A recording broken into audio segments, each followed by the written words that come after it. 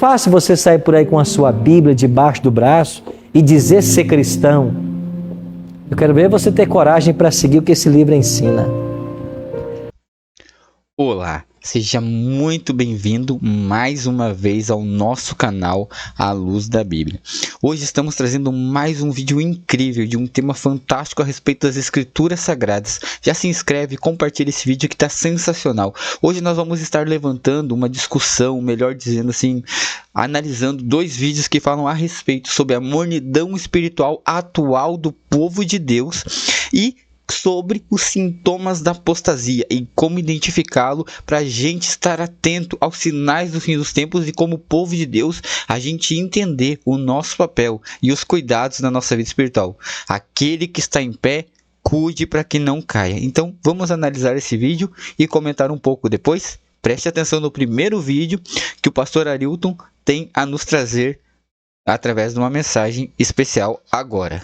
Às vezes olhamos para a igreja na atualidade e pensamos assim: por que nós temos uma igreja tão apática espiritualmente? Porque às vezes a igreja é uma igreja tão desinteressada pelo estudo da Bíblia, uma igreja tão destituída de poder. Amigos, isso é profético. É assim que estaria a igreja de Laodiceia. Agora, eu posso estar vivendo o período de Laodiceia, mas eu não posso ser laodiceiano. Lembrando que aqui o pastor Arilton está fazendo uma referência a Apocalipse capítulo 12, onde o apóstolo João, no livro de Apocalipse, descreve as 7 igrejas do Apocalipse. E a igreja de Laodiceia seria o último período profético do povo de Deus, ou representatividade no sentido de como estaria espiritualmente, para a gente poder entender, tá bom? Eu posso me enquadrar dentro desse período profético, mas eu não posso ter a condição espiritual da igreja de Laodiceia. E qual é o remédio para Laodiceia? Jesus diz: eu estou à porta e bato. O que falta para nós é uma real experiência com Cristo. Experiência com Jesus como tiveram estes que ao longo das eras, que viveram nesses períodos apostólicos e pós-apostólicos, deram suas vidas por amor ao Evangelho. Veja a história dos discípulos, a história dos mártires da fé, pessoas que não temiam morrer por aquilo que criam. É esse espírito que deve apoderar hoje dos cristãos modernos. O interessante que o pastor está dizendo para a gente como igreja despertar para o primeiro amor, para a igreja do início do cristianismo, onde ela se mostrava uma igreja mais acessível, uma igreja mais voltada para o auxílio de Deus, para a leitura, para a meditação no assim diz o Senhor. E sabe que aqui nós podemos ter uma explicação de uma grande preocupação que a gente tem. Às vezes nós estamos buscando por uma igreja perfeita e não vamos encontrar essa igreja perfeita. Sabe por quê? Porque não existem pessoas perfeitas. As igrejas estão cheias de pessoas e as pessoas são imperfeitas. Agora, eu tenho que buscar pela igreja que ensina toda a verdade, mesmo que dentro dela não tenha pessoas perfeitas.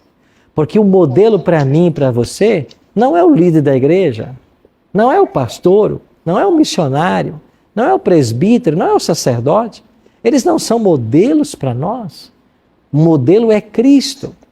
Cristianismo é um relacionamento com Jesus Cristo.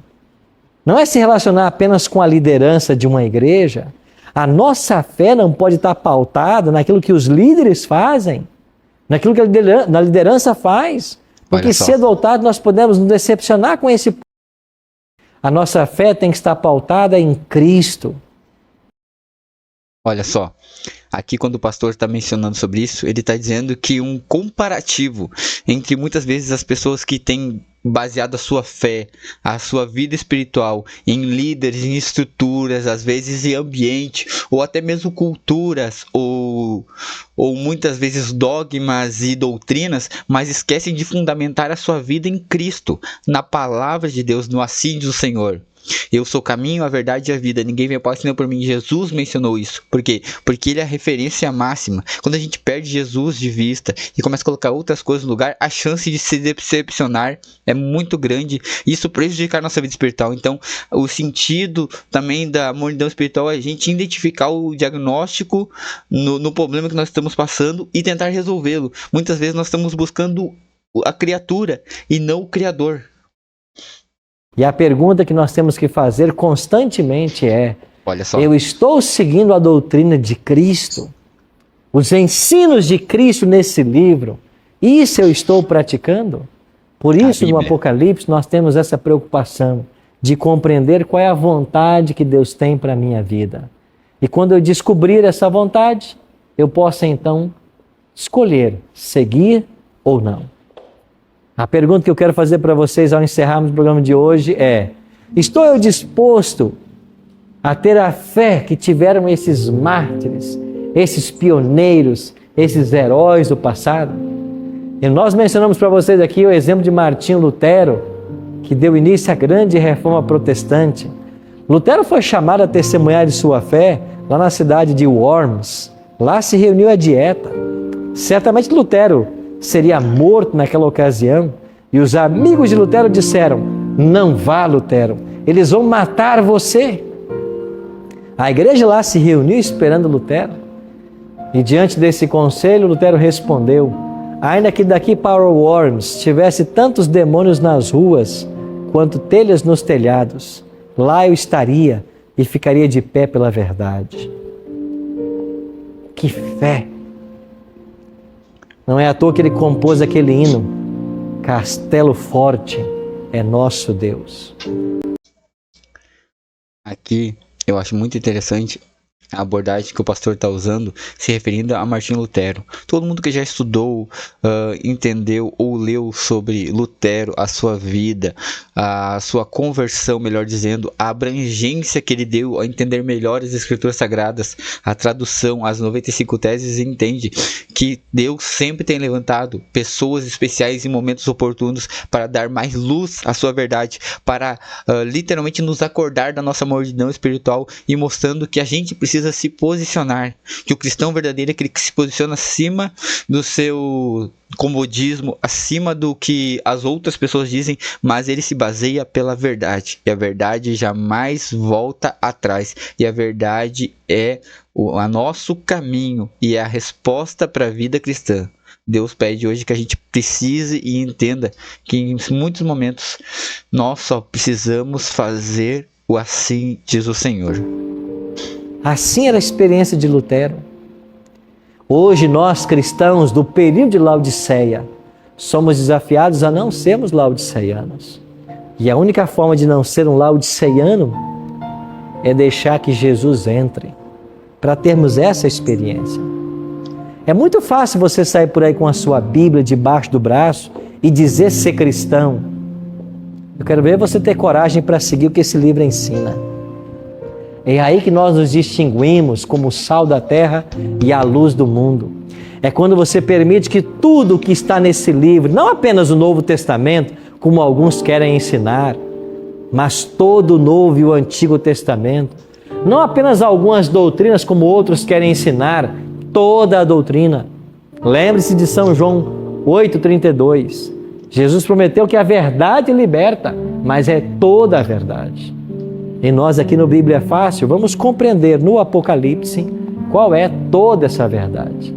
E a primeira que nós estamos aprendendo hoje é que em todas as eras Deus teve um povo sincero, que a despeito da paganização da igreja, a despeito dos dogmas e tradições que vieram para dentro da igreja, Deus teve seu povo fiel. E hoje Ele tem o seu povo fiel, espalhado em milhares de igrejas no mundo inteiro. Agora Deus está chamando esse povo fiel. Deus está convidando você que é um fiel de Cristo. Sabe para quê? Para abrir a porta do seu coração. Então, irmãos, que mensagem forte, direcionada à nossa vida espiritual, identificando os sintomas, o que precisa ser mudado. Mas a ênfase final eu achei fantástica, onde o pastor Arilton, ele nos remete a entendermos que precisamos cumprir toda a verdade, que a nossa base teológica de princípios, de direcionamento e de doutrina é a doutrina bíblica, e quem permanece na verdade do Senhor, esse alcança os frutos e esse vence. No mundo de tanta mentira, tantos enganos que o próprio inimigo tem nos colocado, ele quer nos fazer acreditar que ficar parado sem fazer nada é a resposta para tudo, mas Deus veio para chacoalhar as estruturas da nossa vida.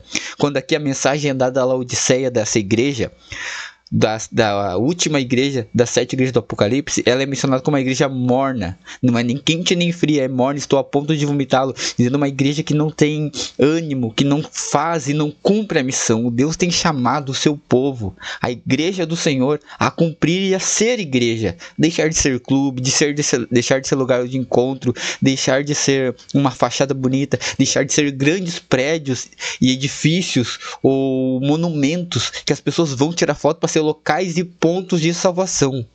Então essa parte do vídeo é muito importante, mas eu quero que você continue, porque agora tem uma parte fundamental, que é agora como a gente identificar a apostasia dentro da igreja ou da nossa vida espiritual enquanto cristãos.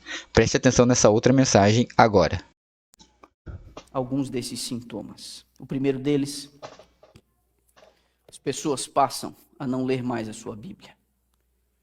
Vocês já me viram falando sobre isso. Pesquisas recentes indicam que mesmo entre os adventistas, que um dia foram considerados o povo da Bíblia, uma média de 15 minutos de leitura semanal, isso não resolve a vida espiritual de ninguém. Este é o livro. Não tem como sobreviver sem comer o pão da vida. Não tem como se defender das artimanhas de Satanás sem o estudo da palavra de Deus. Não tem como você viver de comidinha mastigada. Não tem como você, ao trabalhar, botar ali no YouTube ou no Spotify, ouvir um podcast, ou quem sabe uma série de sermões, seja da Novo Tempo, do pastor X, do pastor Y. Isso é comida mastigada, tem o seu valor, tem a sua utilidade, mas isso não substitui o fato de você se ajoelhar para pedir sabedoria de Deus e ter o Espírito Santo como teu instrutor, estudando a Bíblia com você e dando a você, sem intermediários, a sabedoria da vida. Primeiro... Olha só, um comentário importante nessa parte do vídeo. O pastor aqui não está falando contra você usar a tecnologia ou outros meios para você ouvir e aprender sobre a palavra de Deus, porque a gente entende que a ênfase da palavra de Deus menciona que a gente aprende pelo ouvir, o ouvir da palavra de Deus, mas ele foca que tem muitas pessoas substituindo o alimento sólido por alimentos mais pastosos, ou podemos dizer assim, alimentos instantâneos. Tem pessoas que só querem naquele momento ouvir a mensagem bíblica, uma música ou uma oração meio padronizada, mas a palavra de Deus nos remete a gastar tempo e intimidade com Deus, dedicando estudo nela de dia e de noite. Relacionamento. O sintoma da apostasia é um afastamento das Escrituras. Você precisa achar tempo para ler as Escrituras. Você não sobreviverá às pressões que estão adiante de nós sem você ter familiaridade com as Escrituras. A Bíblia diz que os seres humanos estarão com coceiras nos ouvidos, não dando ouvidos à sã doutrina. Você precisa ter o seu momento com Deus. Você não pode usufruir do benefício de eu ter estudado o sermão para pregar para você. Você tem que ter o Espírito de Deus, o autor das Escrituras, ao seu lado quando você for estudar a palavra. É com um coração humilde, tirando as suas sandálias, dizendo: Senhor, me dá a sabedoria do céu. Você vai se intensificar, a luz vai iluminar a sua mente, familiarizando-se com as coisas do alto. Isso aqui dá vida e robustez à sua espiritualidade, à sua caminhada. Por isso me preocupa os sintomas de pessoas que não leem a lição, não frequentam a escola sabatina, não fazem isso com os filhos, chegam atrasados na igreja no sábado. Me preocupa isso. E vocês já me viram falar isso aqui várias e várias vezes. Porque nós vamos doutrinando as crianças desde cedo a não chegar cedo, a não estudar, a não vir às 9h30, a não compartilhar com a lição, a não experimentar com outros a troca de insights, de ideias. E a Bíblia, fundamental para a nossa sobrevivência espiritual, tem sido deixada de lado. E muitas vezes a gente se ilude com o fato de passar ouvindo um monte de coisa, um monte de áudio e coisa de comida mastigada. Um ponto importante a ressaltar. Quando ele fala sobre compromisso, relacionamento, estar na presença de Deus, isso mostra claramente prioridades. No mundo que a gente vive hoje em dia, a gente prioriza o trabalho, os estudos, a profissão, o desenvolvimento, as conquistas, mas onde fica Deus nisso? Para tudo a gente tem um horário, para tudo a gente tem prioridade, a gente é responsável, mas com as coisas de Deus temos sido os negligentes. Isso mostra o total desleixo de nós como cristãos, na presença de Deus, na reverência com Deus, trazendo nossa família para Deus. Parece que quando tudo está bem, não precisamos de Deus, mas quando o céu desaba, somos os mais fiéis possíveis. Precisamos aprender a ter coerência, buscar a Deus em todo momento, entender o local que nós estamos e o Deus que a gente adora. Esse é o primeiro sintoma, está diretamente ligado ao segundo. Você passa a deixar de orar. Você passa a não orar mais. Eu não estou falando daquelas oraçõezinhas, daquelas ladainhas repetitivas, aquela que você faz quando levanta, aquela que você faz quando você vai dormir, ou aquela antes da comida. Aquilo é vã repetição. Aquilo é vã repetição. Ok. Vale você reconhecer que você acordou pela vida que Deus te deu, que você pede um bom descanso, mas essa oração é um reconhecimento de que Deus está sustentando você, te dando comida, descanso, uma cama, um novo dia. É um reconhecimento? Tem a sua utilidade? Tem, mas não é a utilidade de manter você em pé espiritualmente. A oração que é feita aqui no sábado pela manhã, ela tem o seu significado, mas essa oração também não vai te resolver. A oração que eu me refiro é a oração pessoal. É a oração do quarto fechado. É a oração que nenhum ouvido curioso vai ouvir as palavras que você está pronunciando, porque até algumas orações você nem deve fazer audivelmente. Tem coisas que você deve falar com Deus que nem anjos e nem demônios devem ouvir, é você e o governador do universo. O que eu acho interessante é a abordagem que o pastor utiliza para falar de relacionamento com base na oração, comunicação. Não é só presença, não é só estar com Deus, não é só ler a Bíblia, mas é a nossa parte de interação e comunicação. No mundo hoje em dia de tanta comunicação, tantos meios de comunicação, tantos aplicativos, a gente parece que está cada vez mais distante de se comunicar com Deus. Nós não abrimos nosso coração, não falamos com Deus e muitas vezes nos falta entender que a gente precisa entrar na presença de Deus com o coração aberto, trazendo a Deus tudo, sem reservas, sem medo e sem nada. A oração é uma grande chave para resolver muitos problemas da nossa vida, que a gente tem negligenciado, porque a gente não tem valorizado o poder de uma oração, as palavras que proferimos ao Deus a quem nós servimos e cremos no poder dele. Você acessa o trono do Deus Todo-Poderoso, você entrega para ele os teus mais íntimos sentimentos.